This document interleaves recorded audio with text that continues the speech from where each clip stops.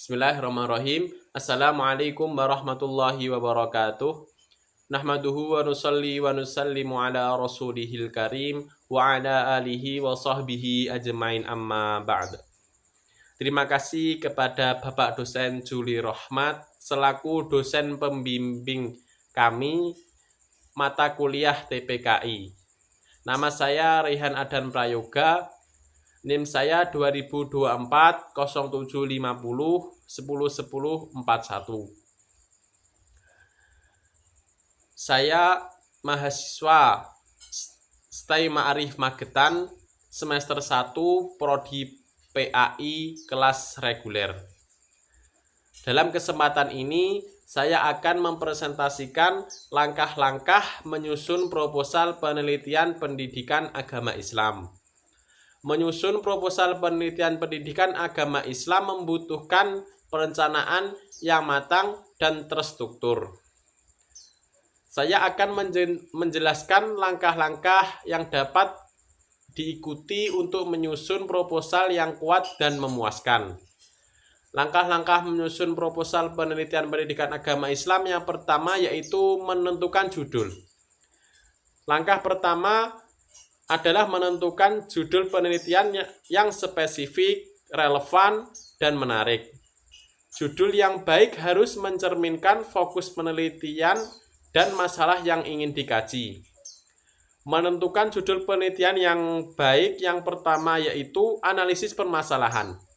Mulailah dengan mengidentifikasi permasalahan atau problematika yang ingin diteliti dalam bidang pendidikan agama Islam.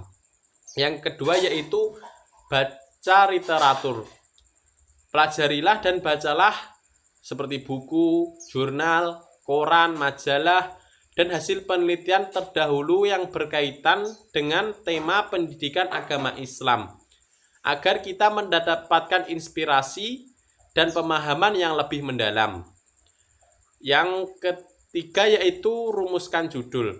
Setelah menganalisis permasalahan dan membaca literatur, rumuskan judul penelitian yang singkat, padat, dan jelas. Pastikan judul mencerminkan fokus penelitian dan masalah yang akan dikaji. Langkah-langkah yang kedua yaitu menyusun latar belakang masalah. Latar belakang masalah merupakan bagian penting dalam proposal penelitian. Bagian ini menjelaskan secara detail tentang mengapa penelitian ini perlu kita lakukan. Menyusun latar belakang masalah yang baik yang pertama yaitu jelaskan masalah. Uraikan secara rinci tentang masalah yang ingin dikaji dalam penelitian. Jelaskan konteksnya, dampaknya, dan mengapa masalah ini penting untuk diteliti. Yang kedua yaitu tunjukkan relevansi. Hubungkan masalah yang dikaji dengan isu-isu terkini dalam pendidikan agama Islam. Jelaskan bagaimana penelitian ini dapat memberikan kontribusi terhadap pengembangan ilmu, pengetahuan, dan praktek pendidikan agama Islam. Yang ketiga yaitu buat argumentasi yang kuat. Gunakan data, fakta, dan contoh konkret untuk memperkuat argumen Anda tentang pentingnya penelitian ini. Langkah yang ketiga yaitu merumuskan rumusan masalah. Rumusan masalah merupakan pertanyaan spesifik yang akan dijawab dalam penelitian.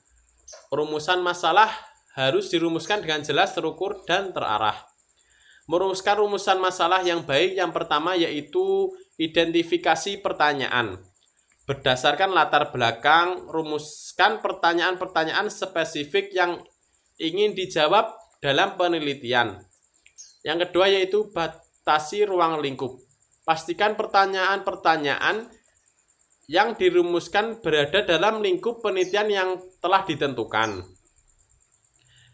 Yang ketiga yaitu hindari pertanyaan umum. Hindari pertanyaan yang terlalu luas atau tidak terfokus. Rumuskan pertanyaan yang spesifik dan dapat dijawab secara empiris. Langkah yang keempat yaitu menentukan tujuan penelitian. Tujuan penelitian merupakan pernyataan yang menjelaskan apa yang ingin dicapai dalam penelitian. Tujuan harus dirumuskan dengan jelas, terukur, dan realistis. Menentukan tujuan penelitian yang baik yang pertama yaitu tujuan umum. Jelaskan tujuan utama penelitian secara keseluruhan. Yang kedua yaitu tujuan khusus. Uraikan tujuan-tujuan spesifik yang ingin dicapai dalam penelitian. Pastikan tujuan khusus selaras dengan rumusan masalah dan tujuan umum. Langkah yang kelima yaitu menyusun kerangka pikir. Kerangka pikir merupakan gambaran tentang hubungan antar variabel yang akan diteliti. Kerangka pikir membantu menjelaskan alur berpikir dalam penelitian dan menghubungkan teori dengan data yang akan dikumpulkan. Menyusun kerangka pikir yang baik yang pertama yaitu identifikasi variabel. Tentukan variabel-variabel yang akan diteliti dan hubungan antar variabel tersebut. Yang kedua yaitu gunakan model teori. Gunakan teori-teori yang relevan untuk menjelaskan hubungan antar variabel. Yang ketiga yaitu buat diagram. Buat diagram atau skema untuk menggambarkan kerangka pikir secara visual.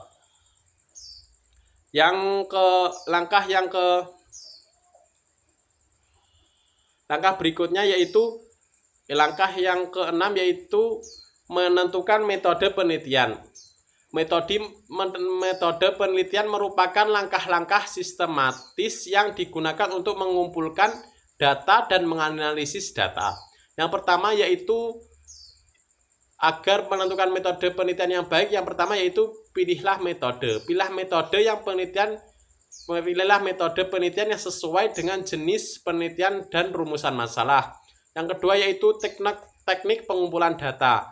Tentukan teknik pengumpulan data yang akan digunakan seperti observasi, wawancara, kuesioner, atau studi dokumentasi.